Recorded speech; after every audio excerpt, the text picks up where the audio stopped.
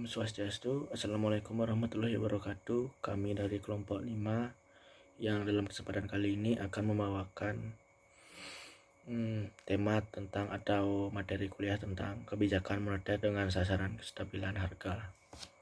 Adapun anggota kelompok dari kami yang pertama Alisa Dea Natalia dengan NIM akhir 1038 dan Idayu Mas Pramesti Dharma Dewi Manuabe dengan NIM 270 dan Igustiayu Prilly Saraswati dengan NIM 271 dan Niluh Putu Evi Anggarini dengan 276 dan Desak Putu Diah Meta Lestari dengan NIM 280 dengan saya sendiri Ikede Putrawi di Gunadarma dengan NIM 1283 dengan teman saya lagi satu adalah Nyoman Suryawan dengan NIM 297. Adapun submateri yang kami bahas, yang pertama ada kebijakan moneter, yang kedua ada fleksibel ITF, dan ketiga transmisi kebijakan moneter, dan keempat koordinasi dan pengendalian inflasi. Baik, materi yang pertama yaitu tentang kebijakan moneter. Bank Indonesia memiliki tujuan untuk mencapai dan memelihara kestabilan nilai rupiah. Tujuan ini sebagaimana tercantum dalam Undang-Undang Nomor 23 Tahun 1999 tentang Bank Indonesia yang sebagaimana diubah melalui Undang-Undang Nomor 3 Tahun 2004 dan Undang-Undang Nomor 6 Tahun 2009 pada pasal 7. Kestabilan rupiah yang dimaksud mempunyai dua dimensi. Dimensi yang pertama yaitu kestabilan nilai rupiah adalah kestabilan terhadap harga-harga barang dan jasa yang tercermin dari perkembangan laju inflasi. Sementara itu, dimensi kedua terkait dengan kestabilan nilai tukar rupiah terhadap mata uang negara lain. Indonesia menganut sistem nilai tukar mengambang atau free floating. Namun, peran kestabilan nilai tukar sangat penting. Dalam upaya mencapai tujuan tersebut, Bank Indonesia sejak 1 Juli 2005 menerapkan kerangka kebijakan moneter Inflation Targeting Framework atau ITF. Kerangka kebijakan tersebut dipandang sesuai dengan mandat dan aspek kelembagaan yang diamanatkan oleh undang-undang. Dalam kerangka ini, inflasi merupakan sasaran yang diutamakan. Bank Indonesia terus melakukan berbagai penyempurnaan kerangka kebijakan moneter sesuai dengan perubahan dinamika dan tantangan perekonomian yang terjadi guna memperkuat efektivitasnya. Dalam melaksanakan kebijakan moneter, Bank Indonesia menganut kerangka kerja yang dinamakan ITF ini. ITF merupakan suatu kerangka kerja atau framework dalam kebijakan moneter yang diarahkan untuk mencapai sasaran inflasi yang ditetapkan ke depan dan diumumkan kepada publik sebagai perwujudan dari komitmen dan akuntabilitas Bank Sentral. ITF diimplementasikan dengan menggunakan suku bunga kebijakan sebagai sinyal kebijakan moneter dan suku bunga pasar uang antar bank atau PUAB sebagai sasaran operasional. Kerangka kerja ini ditetapkan secara formal sejak 1 Juli 2005. Setelah sebelumnya menggunakan kerangka kebijakan moneter dengan uang primer atau base money sebagai sasaran kebijakan moneter.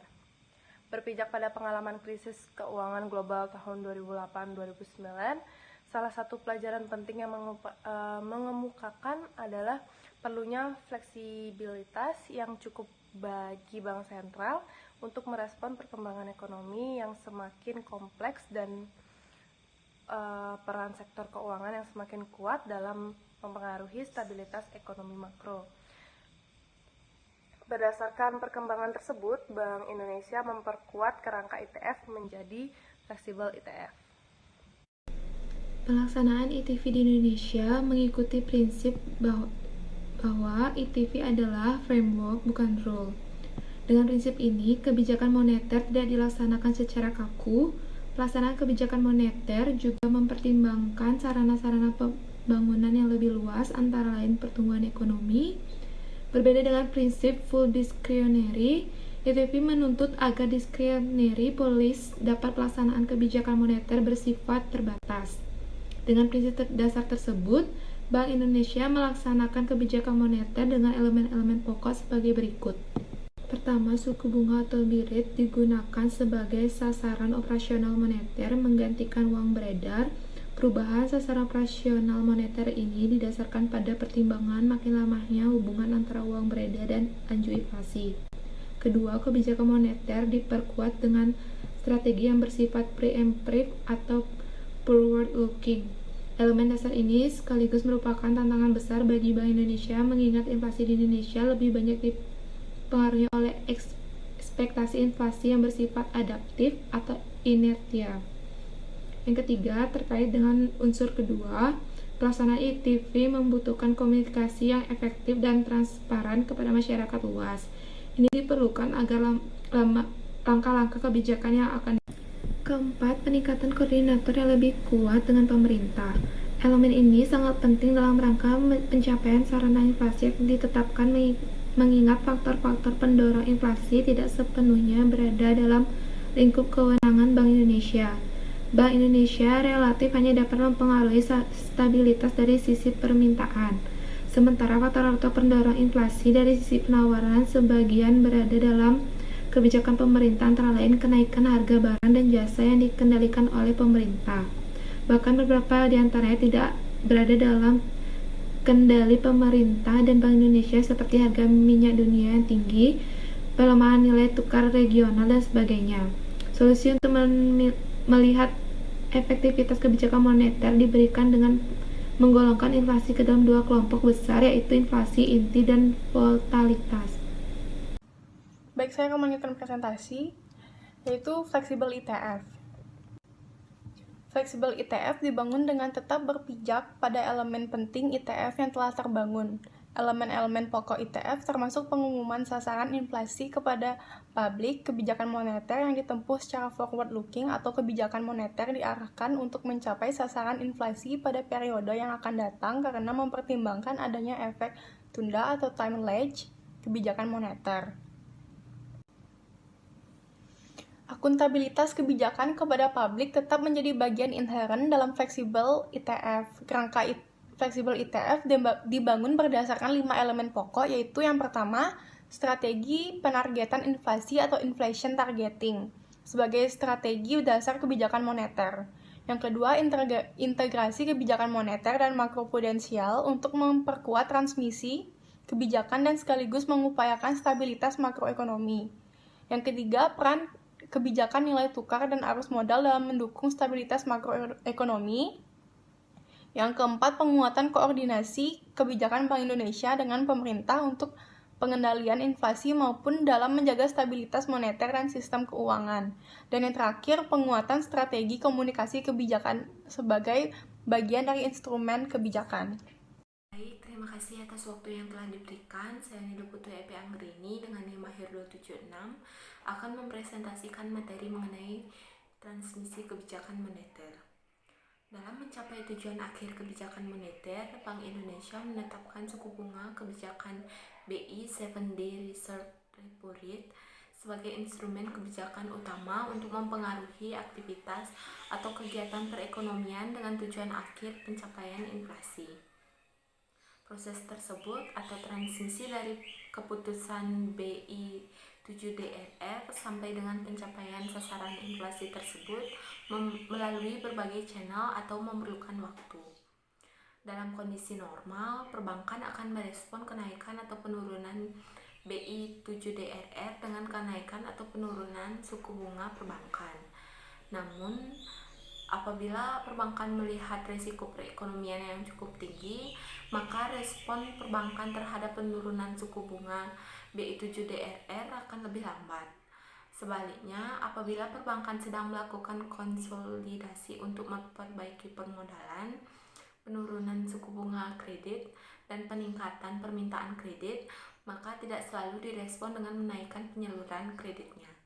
Baik, sekian presentasi dari saya, akan dilanjutkan oleh rekan saya. Di sisi permintaan, penurunan suku bunga kredit perbankan juga tidak selalu direspon oleh meningkatnya permintaan kredit dari masyarakat. Apabila prospek perekonomian sedang lesu, efektivitas transmisi kebijakan moneter akan dipengaruhi oleh kondisi eksternal, sektor keuangan, dan perbankan, serta sektor real. Pada jalur suku bunga, perubahan BI 7DRR mempengaruhi suku bunga di deposito dan suku bunga kredit perbankan. Bank Indonesia dapat menggunakan kebijakan moneter yang ketat melalui peningkatan suku bunga yang berdampak pada permintaan agregat, sehingga menurunkan tekanan inflasi. Di mana sebaliknya, penurunan suku bunga BI 7 DRR ini akan menurunkan suku bunga kredit sehingga permintaan kredit dari perusahaan dan rumah tangga meningkat. Penurunan suku bunga kredit ini juga menurunkan biaya modal perusahaan untuk melakukan investasi, yang dimana hal ini meningkatkan aktivitas konsumsi dan investasi sehingga mendorong perekonomian. Di mana perubahan suku bunga 7 DRR ini dapat mempengaruhi nilai tukar, dan kenaikan BI 7 DRR ini sebagai contoh akan mendorong kenaikan selisih antara suku bunga di Indonesia dengan suku bunga luar negeri. Dengan melebarnya selisih suku bunga tersebut, mendorong investor asing untuk menanamkan modal ke dalam instrumen-instrumen keuangan di Indonesia, karena mereka akan mendapatkan tingkat pengembalian yang lebih tinggi, di mana aliran modal masuk asing ini pada gilirannya akan mendorong apresiasi nilai tukar rupiah, di mana apresiasi rupiah ini mengakibatkan harga barang impor lebih murah dan barang ekspor kita di luar negeri menjadi lebih mahal, di mana apresiasi nilai tukar tersebut akan berdampak pada penurunan tekanan inflasi. Perubahan suku bunga BI 7 DRR ini juga mempengaruhi perekonomian makro melalui perubahan harga aset, di mana kenaikan suku bunga akan menurunkan harga aset seperti saham dan obligasi, sehingga mengurangi kekayaan individu dan perusahaan yang pada gilirannya mengurangi kemampuan mereka untuk melakukan kegiatan ekonomi yang seperti halnya yaitu konsumsi dan investasi. Hal ini akan mengurangi permintaan agregat sehingga menurunkan tekanan inflasi, di mana dampak perubahan suku bunga pada kegiatan ekonomi juga mempengaruhi ekspektasi publik terhadap inflasi atau jalur ekspektasi. Penurunan suku bunga akan mendorong aktivitas ekonomi, dan pada akhirnya inflasi akan mendorong pekerja untuk mengantisipasi kenaikan inflasi dengan permintaan upah yang lebih tinggi. Upah ini pada akhirnya akan dibebankan oleh produsen kepada konsumen melalui kenaikan harga, di mana mekanisme transmisi kebijakan moneter ini memerlukan waktu, di mana waktu masing-masing jalur bisa berbeda. Di dalam kondisi normal, perbankan akan merespon kenaikan atau penurunan BI 7 DRR ini dengan kenaikan atau penurunan suku bunga perbankan. Dengan demikian, apabila perbankan melihat risiko perekonomian cukup tinggi, respon perbankan terhadap penurunan suku bunga akan lebih lambat. Yang sebaliknya, apabila perbankan sedang melakukan konsolidasi untuk memperbaiki permodalan, penurunan suku bunga kredit dan peningkatan permintaan kredit tidak selalu direspon dengan menaikkan penyaluran kredit. Di sisi permintaan, penurunan suku bunga kredit perbankan juga tidak selalu direspon oleh meningkatnya permintaan kredit dari masyarakat apabila prospek perekonomian sedang lesu, di mana efektivitas transmisi pihak moneter dipengaruhi oleh kondisi eksternal, sektor keuangan dan perbankan, serta sektor real. Selanjutnya, koordinasi dan pengendalian inflasi. Bank Indonesia berkoordinasi dengan pemerintah dalam melakukan pengendalian inflasi, baik dalam ruang lingkup daerah maupun nasional. Sinergi dibentuk untuk mengendalikan inflasi agar tetap berada pada kisaran sasaran akhir yang telah ditetapkan dengan cara membentuk tim pengendalian inflasi atau TPI. TPI di level pusat terbentuk sejak tahun 2005. Kemudian diperkuat dengan pembentukan TPI di level daerah sejak tahun 2008. Koordinasi pengendalian inflasi diperkuat dengan landasan hukum berupa Perpres nomor 23/2017 tentang Tim Pengendalian Inflasi Nasional atau TPIN. Kepres tersebut menaungi mekanisme koordinasi pengendalian inflasi melalui pembentukan Tim Pengendalian Inflasi Pusat atau TPIP, Tim Pengendalian Inflasi Daerah atau TPID Provinsi, dan Tim Pengendalian Inflasi Daerah atau TPID Kabupaten dan Kota. Baik, di sini saya akan melanjutkan presentasi dari rekan saya.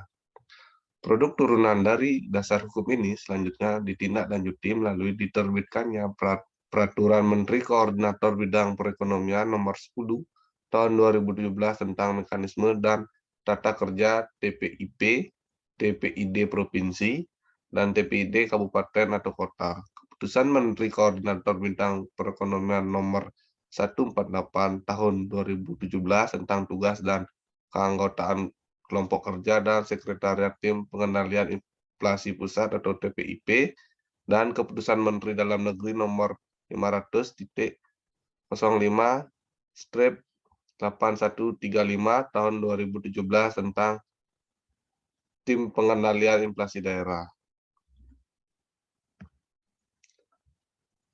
Adapun fokus program pengendalian inflasi adalah 4K, yaitu yang pertama, keterjangkauan harga, yaitu tentang masalah stabilisasi harga seperti penerbitan regulasi dan SOP, penggunaan anggaran stabilisasi harga, pelaksanaan operasi pasar, dan pelaksanaan pasar murah.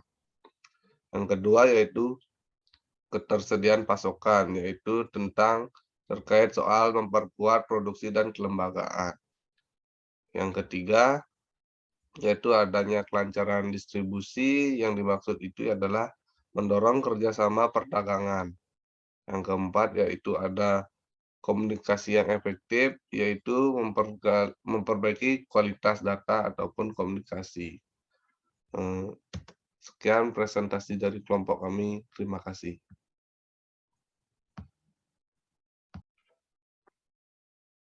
Baik, di sini saya akan melanjutkan presentasi dari rekan saya. Produk turunan dari dasar hukum ini selanjutnya ditindaklanjuti melalui diterbitkannya Peraturan Menteri Koordinator Bidang Perekonomian Nomor 10 Tahun 2017 tentang mekanisme dan tata kerja TPIP, TPID Provinsi, dan TPID Kabupaten atau Kota. Keputusan Menteri Koordinator Bidang Perekonomian Nomor 148 Tahun 2017 tentang tugas dan keanggotaan kelompok kerja dan sekretariat tim pengendalian inflasi pusat atau TPIP, dan Keputusan Menteri Dalam Negeri Nomor 500-8135